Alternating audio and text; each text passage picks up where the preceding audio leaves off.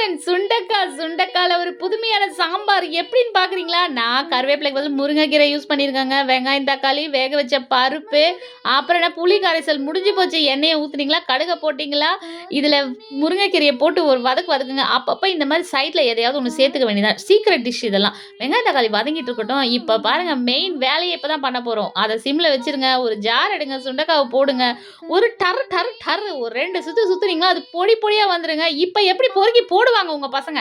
சான்ஸே இல்ல. சாப்பிட்டு தான் ஆகணும். அதுக்கப்புறம் என்னங்க உப்பு, மஞ்சத்தூள், மிளகாத்தூள் போட்டீங்களா, தண்ணிய ஊத்தி கொதி விடுங்க. நல்லா கொதிச்சு வந்ததும், நம்ம வேக வச்சிருக்கிற பருப்பையும், கலந்து வச்சிருக்கிற புளி தண்ணியும் அதில ஊத்தி கொதிக்க விடுங்க. குறைஞ்சது ஒரு 10லருந்து 20 நிமிஷம் நல்லா சாம்பார் கொதிக்கட்டுங்க. சூப்பரா இருக்குங்க. சுண்டைக்காயில ரொம்ப விட்டமின்ஸ் நெறைய இருக்குங்க. அது மட்டும் இல்லங்க, வயித்துல தேவையில்லாத கிருமி எல்லாம் செத்துருங்க.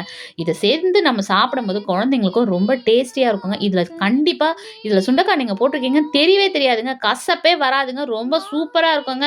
வெள்ள சாப்பாட்டுல போட்டு நல்லா கொதிக்க கொதிக்க ஊத்தி சாப்பிட்டு பாருங்க. சும்மா டேஸ்ட் சூப்பரா இருக்கும். நிஜமா சொல்றேங்க. நீங்க இந்த மாரி செஞ்சு பாருங்க.